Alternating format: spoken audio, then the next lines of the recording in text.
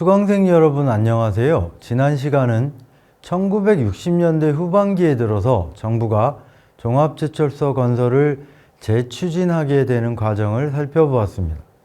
이번 시간에는 종합제철소 건설에 필요한 외자의 조달을 위해 한국국제제철차관단인 키사가 조직되는 과정을 살펴보겠습니다.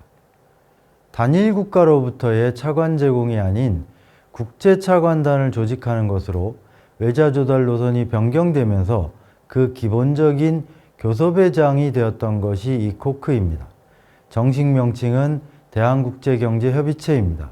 사실 이코크 결성은 종합제철소 건설만이 아니라 한국의 경제개발 전체에 대한 국제적 지원을 받기 위해 추진된 것입니다. 1965년 5월 박정희 대통령의 미국 방문을 계기로 가시화되었습니다.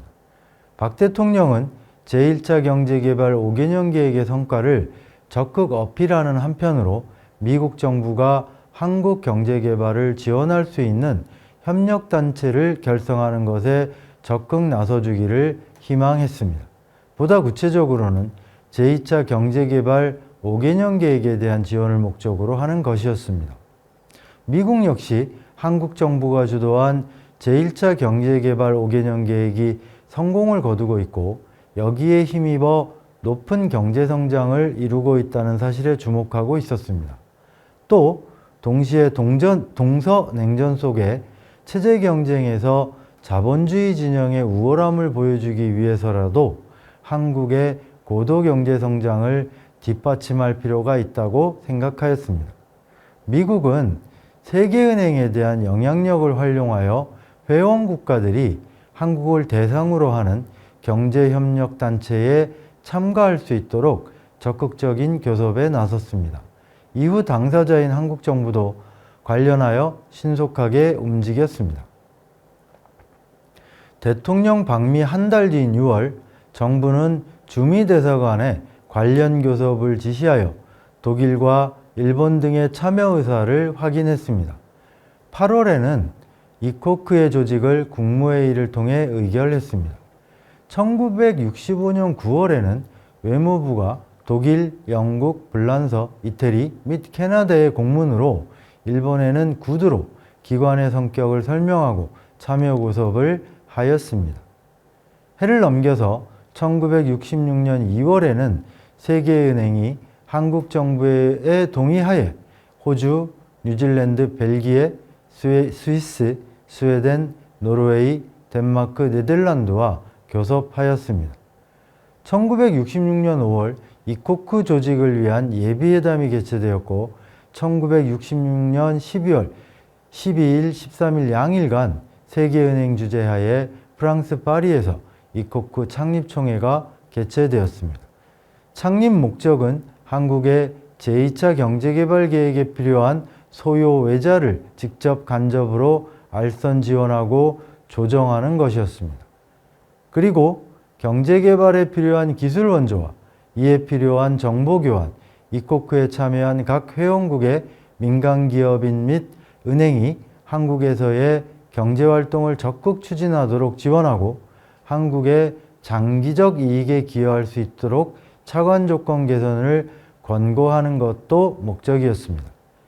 이코크에 참여한 회원국은 미국, 일본, 영국, 서독, 프랑스, 호주, 벨기에, 캐나다, 이탈리아, 오스트리아이며 국제기구로는 세계은행, 국제통화기금인 IMF 등이 참여하였습니다. 의장 및 사무관장은 세계은행이 맡게 되었습니다. 이코크의 설립 목적이 한국의 제2차 경제개발 5개년 계획의 지원인데 한국 정부는 2차 경제개발 계획의 상징사업으로 종합제철소 건설에 가장 높은 우선순위를 부여하였습니다. 따라서 이코크가 자연스럽게 한국 종합제철소 건설을 위한 외자 조달의 상담 창구가 될 수밖에 없었던 것입니다. 1966년 7월 한국 정부는 그간의 각종 계획안과 자문안을 방라하여 종합제철 건설계획안을 작성하고 경제장관 회의에서 의결하였습니다. 확정된 종합제철소 건설계획에서는 50만 톤 규모의 1차 설비를 1966년, 같은 규모의 2차 설비를 1970년 각각 착공하기로 하였습니다. 여기서 주목되는 것은 필요외자는 1차로 1966년 말에 세계은행 주관으로 이코크를 통한 투자단에 의존한다고 규정한 것입니다. 단일 국가로부터 차관 전부를 공여받는 것이 여의치 않은 상황에서 이코크를 통한 외자 조달 추진을 공식화한 것입니다. 한국 정부가 외자 조달을 위한 국제투자단 조직을 본격화한 8월 이후 교섭 대상 국가들은 5월 이코크 예비회담에서 참여할 의향을 보인 국가들에 집중되었습니다. 교섭을 주도한 것은 경제기획원인데 1차로 미국의 코퍼스, 블로녹스, 웨스팅하우스, 서독의 데마그와 지멘스, 일본의 야하타제철, 히타치조선, 미쓰비시중공업을 대상으로 국제투자단 조직 교섭을 시작하였습니다. 그런데 그 과정에서 일본이 국제투자단 참여에 소극적인 태도로 바꾸면서 일본을 대신하여 투자단에 참여할 국가를 추가로 교섭할 필요성이 생겼습니다. 일본이 국제투자단 구성에 참여하지 않은 표면적인 이유는 한국의 경제 상황에 비추어 볼 때 제철소 건설이 시기상조라는 데 있었습니다. 그러나 앞서 살펴보았지만 박태준의 일본 파견 등을 통해 성사된 1965년 9월에 일본 철강조사단이 100만 톤 규모의 제철소를 2단계로 나누어 건설하는 것을 제안했다는 점을 고려하면 일본의 이러한 이유는 이해하기 어렵습니다. 한국 정부는 일본의 이러한 태도 돌변을 한국 철강산업의 급성장을 경계했기 때문이라고 판단하고 있습니다. 그러나 이것은 당시 한국 철강산업의 수준을 생각할 때 적절한 평가는 아니라고 생각합니다. 당시 일본의 경우 연간 철강 생산량이 4천만 톤을 돌파하여 미국과 소련에 이은 세계 3위의 철강 대국이었습니다. 한국의 경우 같은 시기 철강 생산량은 30만 톤도 되지 않았습니다. 관련해서 당시 언론의 분석이 더욱 흥미롭습니다.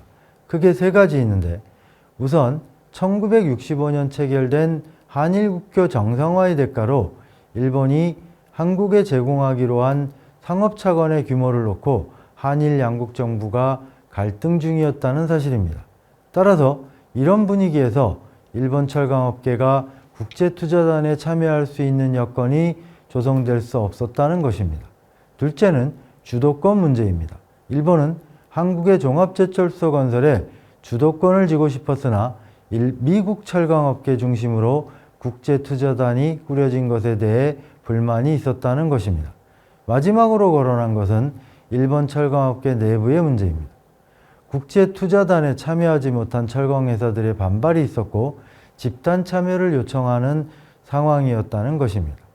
1966년 12월 6일 미국 피츠버그에서 일본 철강업계에 참여 없이 미국과 서독 그리고 영국과 이탈리아의 4개국 7개사가 참여해서 한국의 종합제철소를 건설하기 위한 투자단이 발족하였습니다.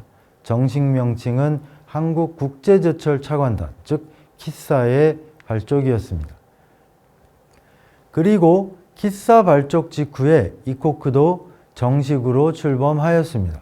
이 두 조직의 출범은 불과 며칠 사이로 이루어졌고 이코크는 그 결성 과정에서 한국 정부의 의도대로 키사를 조직하는 창구 역할을 수행하였습니다.